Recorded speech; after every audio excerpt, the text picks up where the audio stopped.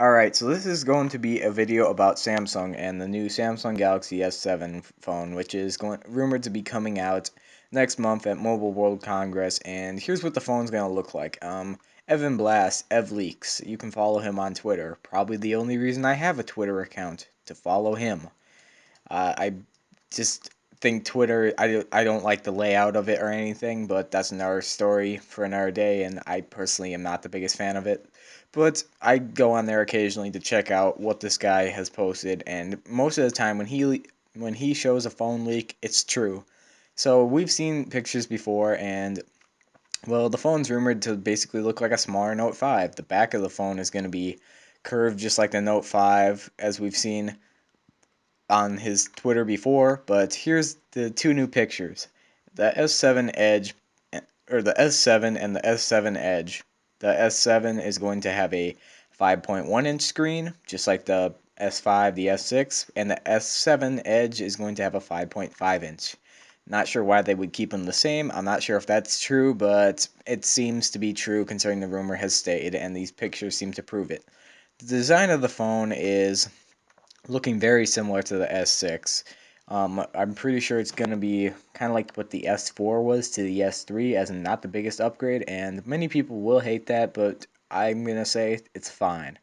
Um, I'll explain why in a little bit. As you can see, the phones basically look just like the S6. As you can see, the home button is a bit different, and the edges of the phone do appear to be a bit more rounded, if it may seem.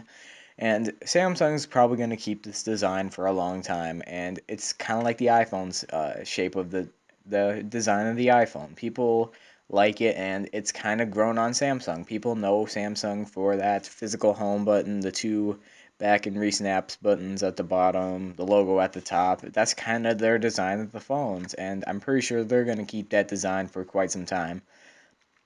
And I have no problem with the design. The build quality was the problem with the S5, but other than that, I think it's a great looking phone so far. Just like the S6 was, but this seems to be, if you're looking for an S6, I would recommend you wait a couple more months and then see if the S7 is worth getting, which it probably will be. Super AMOLED screens on both, just like always Samsung, and they're actually going to have a always on feature that will let you glance at power, similar to what LG has with the V10.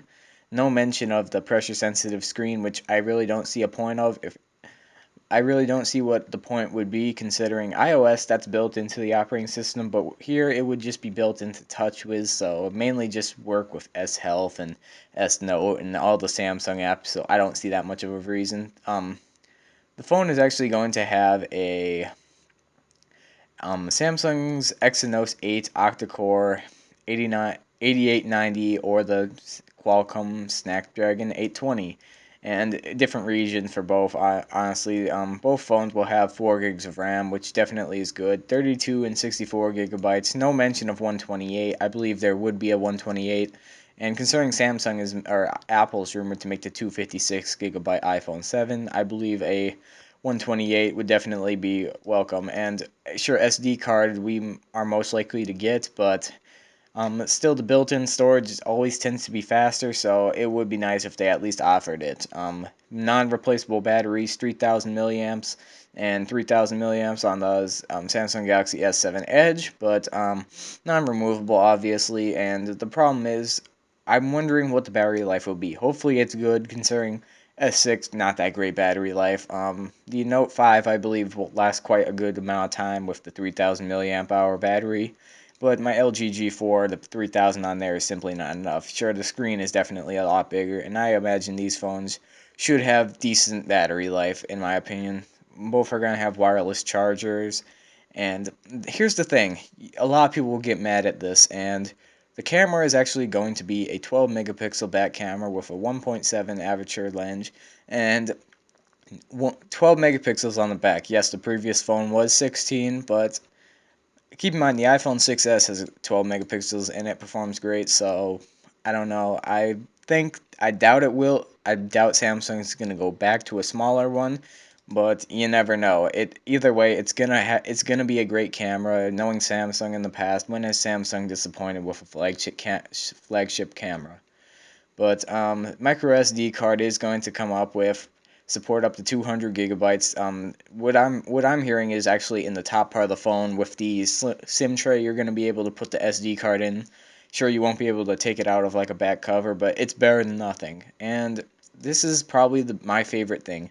IP67 dust and water resistance. For someone who has broken phones in the past due to water, I think that is definitely a great feature. And I'm wondering why the S6 didn't have it. Sure, they're saying because I believe people were saying they couldn't have made it, and I think that's a complete lie because Sony has glass and metal phones that are water resistant, and considering the iPhone 7 is rumored to be waterproof, I really think this is something that it's a welcome return in my opinion. What do you think of this phone? I definitely think it is a good upgrade, and sure, just because it doesn't look different does not mean it's not a good upgrade. I hear people say that all the time about the iPhones. Look at the 4 and the 4S. People were saying that, but I really do feel this is a worthy upgrade.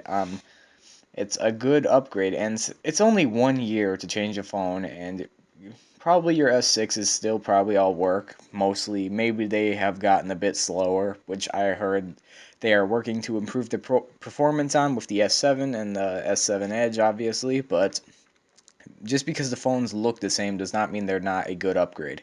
Many people do care too much about the looks of the phones nowadays, and I gotta say, you really shouldn't because the phone, if it ain't broke, don't fix it. That's what I have believed for quite some time, but that's just me. What do you think of these phones? I think they seem to be very well. Obviously, for software, it's going to have Android 6.0, probably the newest TouchWiz, probably a newer version than what we have seen with the Marshmallow preview. But what do you think of these phones? I think they are definitely a good upgrade from the S6, especially the waterproofing got me excited. Hope you enjoyed this video. Comment, like, subscribe, and I'll see you next time.